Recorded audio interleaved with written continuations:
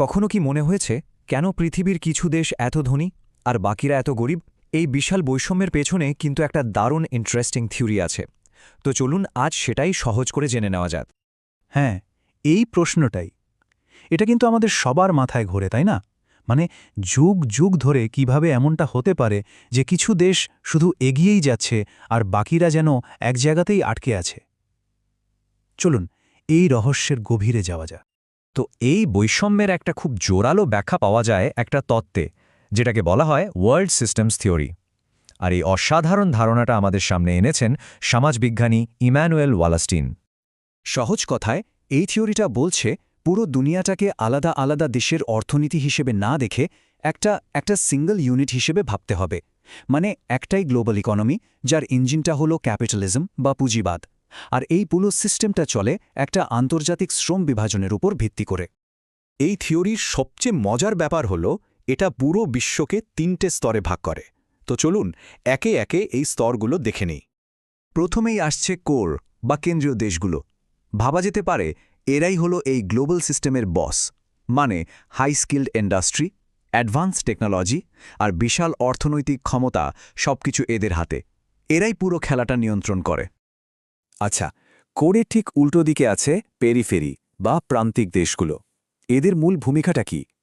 এদের কাজ হল কোর দেশগুলোকে সস্তায় শ্রমিক আর কাঁচামাল সাপ্লাই দেওয়া। আর এর ফলেই এরা কিন্তু পুরোপুরিভাবে কোর দেশগুলোর ওপর নির্ভরশীল হয়ে পড়ে। আর এই কোর আর পেরিফেরির ঠিক মাঝখানে আছে আরেকটা গ্রুপ, সেমি পেরিফেরি বা অর্ধপ্রান্তিক দেশ। এরা অনেকটা মাঝের সারির খেলোয়াড়ের মতো। এদের মধ্যে কোর আর পেরিফেরি দুই ধরনের দেশেরই কিছু কিছু বৈশিষ্ট্য দেখা যায়। এরা সিস্টেমের মধ্যে একটা বাফার জোন তৈরি করে। এই স্লাইডটা দেখলে ব্যাপারটা আরও পরিষ্কার হবে।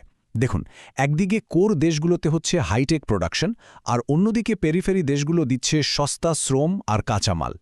এই যে একটা অসম লেনদেন, একটা আনইকুয়াল এক্সচেঞ্জ, এটাই কিন্তু পুরো সিস্টেমটাকে টিকিয়ে রেখেছে।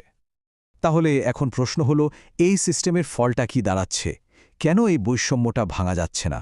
চলুন এবার সেই দিকেই এগোনো যাক। আমরা এখন এমন একটা কনসেপ্ট নিয়ে কথা বলবো যা শুনলে হয়তো একটু ধাক্কা লাগতে পারে। এই প্রসঙ্গে অর্থনীতিবিদ আন্দ্রে ঘুন্ডার ফ্র্যাঙ্কের একটা বিখ্যাত উক্তি আছে। উনি বলেছিলেন, দরিদ্র দেশগুলোকে ইচ্ছে করেই দরিদ্র রাখা হয় যাতে কয়েকটি দেশ ধনী হতে পারে। কথাটা বেশ স্ট্রং, তাই না? কিন্তু এটাই আমাদের পরের আলোচনার মূল ভিত্তি। এই কনসেপ্টটাকেই বলা হয় ডেভেলপমেন্ট অফ আন্ডার ডেভেলপমেন্ট। এর মানে হল পেরিফেরি বা প্রান্তিক দেশগুলো যে গরিব, সেটা কোনো অ্যাক্সিডেন্ট নয়, বরং কোর দেশগুলোর ডেভেলপমেন্টের জন্যই এই দেশগুলোকে আন্ডার ডেভেলপড বা অনুন্নত করে রাখাটা সিস্টেমের জন্য জরুরি। মানে একজনের লাভ নিশ্চিত করতে আরেকজনের ক্ষতিটা প্রায় অবধারিত। আচ্ছা, এতক্ষণ তো আমরা সিস্টেমের গঠনটা দেখলাম, কিন্তু সময়ের সাথে সাথে এর কি কোনো পরিবর্তন হয়েছে? এখানেই কিন্তু আসল মজাটা। দেখা গেছে প্লেয়ার বদলেছে, কিন্তু খেলার নিয়মটা একই রয়ে গেছে।